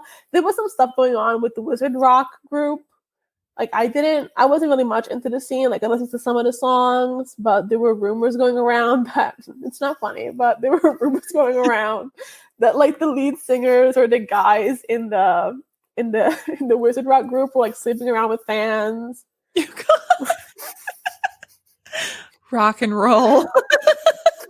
Some of it was creepy because I think there were rumors that the girls were underage. Oh no. Like 17, like type of thing, but still creepy. I was never into it that bad, but like I read a Reddit post a few days ago and they were just like, they were slinging dick like it was crazy. Oh, damn. Okay. All right, Harry and the Potters and like Draco and the Malfoys getting down. That's the thing. Like whatever, it was a whole thing. And then we have obviously the movies come out. The last movie comes out. I think it's 2012, 2013 when part 2 comes out. I was definitely still in college at the time. And I tailgated that movie. Like me and my friends, we went early. There were people dressed up as characters. Mm-hmm. There was someone dressed up as Lucius, but like from a Harry Potter sequel Lucius. He came down the aisle dancing. That's amazing. It was a whole thing. Like it was so awesome. And I think it's like in my lifetime, I had never seen anything like it. You know, like I know like Star Wars or Star Trek fans kind of have a similar feel of fandom, but I was too young when that was happening, so I never saw it. I never witnessed it. It was like, wow, you felt like you belonged to a community, no matter how different you were, no matter where you came from. You had this something at the center that held all of you together. Like it really felt magnificent and beautiful, and that's how I felt like about the fandom for the most part in recent years. And then in 2020, womp womp. J.K. Rowling opened her big fat mouth. Yeah. And outed herself as a transphobe. Jesus. And not only that, like she doubled down. And like we saw Daniel Radcliffe come out and tell her pretty much shut the fuck up, you know, a lot of people. And it's, I don't know, for me, like I have such an emotional attachment to the series. It was really rough to see it happen because if you had asked me, you know, like before last year, who's one celebrity you'd want to have dinner with? Yeah. I would have said her hands down, you know? So, yeah, I think we can recognize her books are not diverse at all. There's obvious problems with them. And I think now that literature is more accessible, education is more accessible, people are finding flaws in her novels. So they're not upheld as this like perfect series anymore, which is fine, right? Like literature has to be examined critically, I think, for it to be really appreciated. But it wasn't until she outed herself as a transphobe that I was like, fuck, okay, this thing that I love so much is crumbling down. I didn't quite realize how it had affected the fandom so much until I joined TikTok, because the community that's on there is very similar to early Tumblr days, and also even like early Harry Potter for grown-up days, from what I'm told, because you're on one platform. There's a few, like, it's easy to connect with people, like once you find videos of others and like all this stuff. And it feels very tight-knit. It feels very small, even if it's not. And I think what quarantine has done has created the same environment that was there during the 3-year summer, in a sense, because we're not really getting any more new content, right? Because Cursed Child, people barely consider that canon. I definitely don't. Yeah. Whatever. The Fantastic Beasts movies, people don't really consider that canon either. So we're getting new stuff, but it's not really part of the core canon. And so being stuck in quarantine without access to new canonical information, being able to focus on what's happening in the world, being able to focus on the books as what they are and re-examine them, and then have the creator have very bigoted views and refuse to acknowledge that fact. And then being supported by a lot of the actors, like the guy that plays Hagrid was like, I don't see what the big deal is. Yeah. The Phelps twins who play Fred and George refused to like say that what she said was bad. Tom Felton, who plays Draco, has refused to say that what she said was wrong. It was just so disheartening, but I think it created an environment where people in the fandom, young kids in the fandom, have so much creativity and so many opinions about the series that they love so much that they can now share it with the world. And they're way more into the social justice aspect of things than I ever was at their age, which is so wonderful because I find myself learning from them every day. And it's like this wealth of knowledge is being spread around, but there are still people in the fandom who refuse to say that what she has said was wrong, who openly support these actors who refuse to say that what she has said was wrong. So what you're saying is we haven't had a scandal of this magnitude, in a sense, almost since 2006, like since the plagiarism thing was big, or since like Laptopgate. I can't think of a big scandal in the fandom since those times. So it's been a long time, but you're seeing the same patterns of behavior. Like people were fighting about slash fan fiction back in the day. Now people are fighting about, like obviously the goblins are an example for Jewish people and it's super anti-Semitic. Lycanthropy is obviously an allegory for AIDS, which is not carried out properly. And it's just lack of diversity in the series, the lack of diversity and understanding shown from J.K. Rowling. It's kind of a perfect storm that's creating this environment of, it's tough because people love the book so much and it has affected their lives so much, but now they have to reconcile that fact with the idea that these books are not infallible, that people are going to let them down, and that the author herself doesn't stand for things that you thought they stood for. Like I used to walk around thinking I wouldn't judge people based on whether they liked Harry Potter or not, but in my head I was like, if someone likes Harry Potter, to me that translates to they're a good person. They understand acceptance and belonging, and they love others above all else. And I don't know if I can say that anymore, and that really hurts as a fan that was a fan for so long. So, I think it's interesting what it has turned into. I call it the TikTok Harry Potter renaissance of sorts. Because you're seeing so much content be created, so many conversations, so many interesting topics being brought up. And these are children, most of them, that are talking about these things with very young adults. And there's a few, of course, as usual, there's a few big creators, or if you want to call them like we used to, the big name fans that are kind of sticking with the status quo. And like, there was, I forget his name, but like this one guy was like very open about, the thing now is, I think if you don't support J.K. Rowling, you're not buying merch, right? Like you're not going to support her financially because you know that what she stands for is wrong. And like this big creator who has a lot of, I would say, young kids, young teens to children as his audience, he was like, she's already rich. It doesn't matter what you do. And I don't think these kids are realizing that by saying that, what they're really saying is, a teacup is more important than how our trans brothers and sisters or our trans fans who are here alongside us feel whenever they see that woman speak. Yeah. And it's hard because to me, like when I think of Harry Potter, immediately I'm like, this is a place where we can all belong. Yeah. And I think that that's what the books stand for its core, you know? I think J.K. Rowling intended that. I don't think she quite got it on the inside. I don't know what happened to her or whatever. but like, I don't get it. I don't know what happened because, especially the trans community, LGBT community, like a lot, even before all this happened, I just saw so much love being like, if you support this, it shows that you love me too and I belong. It's about acceptance and, being who you are, finding out who you are. And I just saw, especially working with kids for so long, I worked with 12 through 18. It's like all of them felt such a connection. And then to know that with opening her mouth, like in one breath, she crushed so many people. And it's really hard to grasp with that because she did create this wonderful world that we all, and I think a lot of us injected like our own thoughts what that world would be like and what it looked like. And like you said, it is, has issues and has things, but like in our heads, it was perfect. We see everything the way the accepting and the love and, the bravery and everybody taking care of each other. And so it's a lot to really come to terms with. The cool thing though, I think, is that as much as it sucks that J.K. Rowling is a TERF, that's what she is. Yes. I think at this point, the fandom is so big and so widespread and so large that it, to me at least, it has very little to do with her. Yeah. Like when I think of Harry Potter, I don't think of Joanne Kathleen Rowling. Mm-hmm. I don't. Like the first thing I think of is like fan fiction authors that I love or like really cool experiences I had with my friends or even like this really growing TikTok community that I'm so lucky and really weird to be a part of.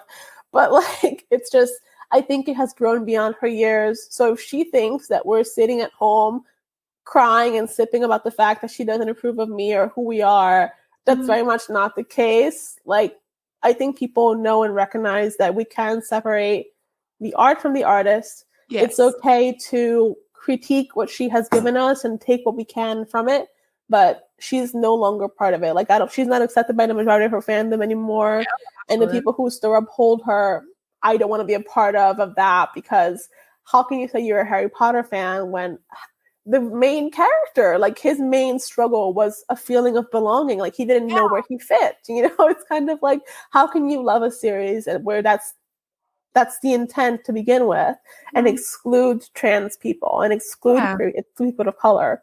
It seems like she's forgotten herself, what it all stood for. Maybe it's the money or hanging out with all the conservative people.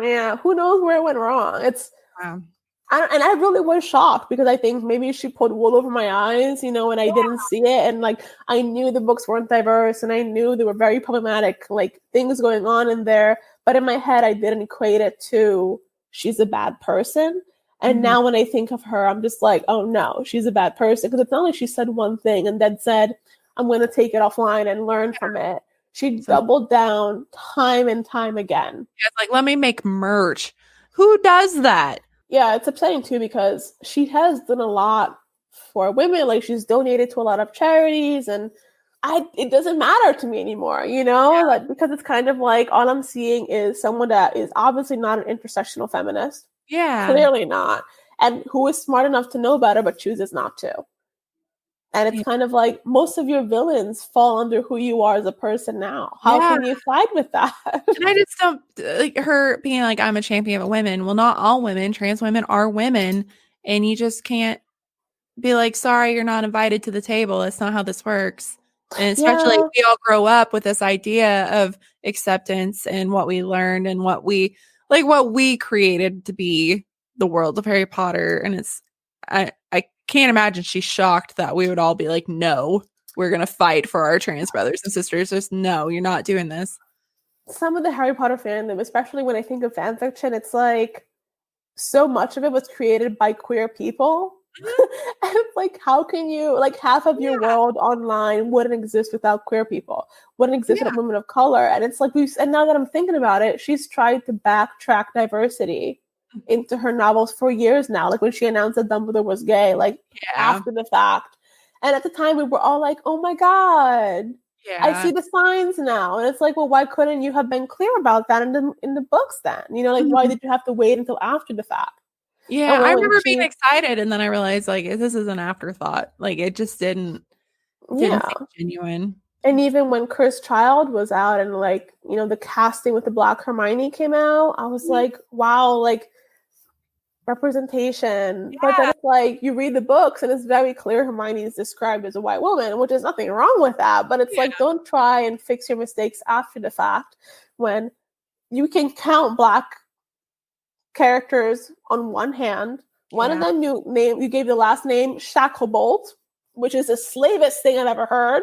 Yeah. Whatever. Angelique Johnson, you describe her as having braids, and another character calls them worms. And then the two men, Dean Thomas and whatever, don't have fathers in their lives. So it's like, I don't think she was consciously writing them in a racist way, but it was very clear to me that her experience as a white woman made it impossible for her to really truly understand her characters and the damage that she was making when she made those choices. Oh, absolutely. But a lot of white women, I mean, all of us, we are so entrenched in it because it's all we know. And you have to like actively be anti-racist. And she probably, a lot of people get defensive when they get called out. And that's probably what that was. Her being like, I'm not racist. I didn't do these things. And the more she gets called out, the more defensive she gets instead of learning and realizing what she did. But yeah, I've seen, I mean, also like Cho, her name is, oh my God. Yeah. Yeah.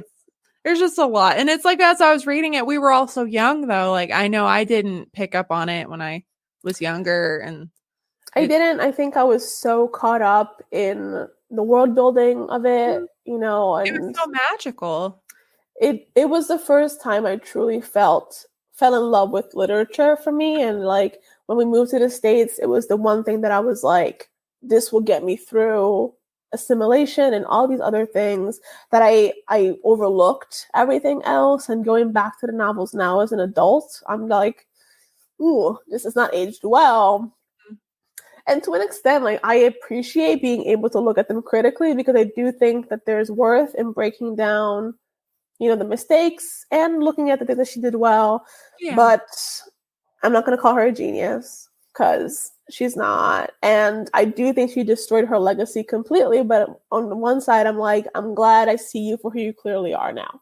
Yes. Because people show us every day. And I wasn't paying attention until she said it on Twitter, apparently, you know? So that really sucked. And I know a lot of kids are like, there was a Jewish Day of Awareness. I forget what it was called exactly on TikTok a few weeks ago. And we let a lot of like Jewish creators pretty much like let their voices be heard in the Harry Potter community. A lot of them were younger kids, like 17, 18-year-olds, pointing out like, look at these Jewish stereotypes in the books. Why are they okay? Why are we not pointing them out? And obviously the books, you know, are an allegory for World War II and the Nazi Party, but it's like, why did she write her characters this way then if she was trying to point out the fault on behalf of the Nazis? Yeah. Little things like that. And I think obviously we all have our bias. So she has her bias from when she grew up and Europe in general, but her editor didn't catch it or thought it was okay. You know, like no one's brought it up publicly and she doesn't really get. This is the first time, I think, in a long time that she's been getting hate that's stuck to her. Yeah. Like, she was almost untouchable for years there. And that's it true, wasn't, you know, like... There was not a lot of criticism until recently, so... So, I don't know. Get really defensive. What are your thoughts of conspiracy theories? Because I have some wild ones. Okay. Her recent books are garbage. Hot take. I don't like any of her books. Couldn't finish either of them. They're so terrible and they're so terribly written and they don't sound like her writing at all to me. It just, I don't know. So there's like a lot of conspiracies like that maybe she didn't write Harry Potter or like, and I like sometimes I'm like, maybe she didn't. Like, how did she get this world when she can't even put together a small novel? Like, yeah. I tried reading The Casual Vacancy and I gave up. I'm on page 28 to this day. I've had it for years. And I remember being so excited when it came out because it was like, oh my gosh, she hasn't published something in like 6 or 7 years. Yeah. Huge deal. It's so bad. And I think people were just kind of like, well, it's not fantasy, so that's why. And I'm just like, maybe she's just not a good writer. You know, like maybe the world building was covering up for the fact that she's kind of an average writer. The other theory I heard is that she is actually Rita Skeeter. The world exists. She escaped to the Muggle world, decided to write the books. but it's just what she knew. And then try to write new books. She can't write, so now she sucks. I think I like Rita Skeeter too much to do that to her. And she's the worst. I'm just like, maybe that's it. Maybe she just stole it because it's real. So she didn't plagiarize. She just I like that just because then Hogwarts would be real, you know? Like, well, that makes more sense that the world exists. Although I'm still sad I didn't get my letter. Yeah, what the hell? You know, I feel like I'm not normal completely, so I should get some type of thing. Should have happened. I do think, though, and I do love that there is more awareness being brought to the faults of the novels, because I think it helps humanize the situation, you know, and it helps show that, hey, we can't just say they're separate, but the books are perfect, because then it ignores a lot of the things that a lot of minorities have brought up. And it's like, you can still love Harry. Obviously, my entire TikTok is about Harry Potter. Like, I love Harry Potter, you know, with a passion. It's part of who I am as an individual. I wouldn't be who I am now without it. However, despite that, it's important, like, literature has power no matter what. And therefore, what you practice in private, you're going to perform in public. And if you practice ignoring things that you see in literature, that's what you're going to do in real life. Yes. Calling it out doesn't diminish what it means to you. It just makes you a better person for being aware of the mistakes. Yeah.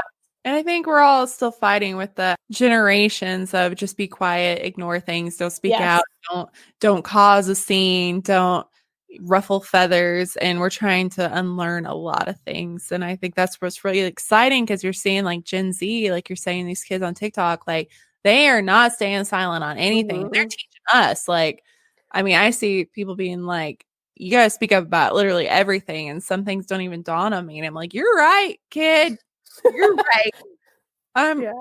Start a revolution. But they're kind of awesome. Yeah. And I do also see that a lot of people are asking questions when they don't know, instead of just assuming they know. And I see a lot of people being more understanding about, okay, I did something wrong, help me understand what I did wrong, but help me not do it again. And there's just so much conversation about everything, and it's really exciting to see, you know, like, and I've been saying it, this year has been awful, but you know, things happen in history, and then there's moments where you can see real change. And it's like the Black Lives Matter and everything. It's like these marches, they just felt different this year. It's like we've been fighting the same fight for so long, and it's like this felt different. It felt like a shift, and a lot of it has to do with the younger generation and everybody being like, we're done. We're not doing this anymore. We're not going back. We're not going to forget.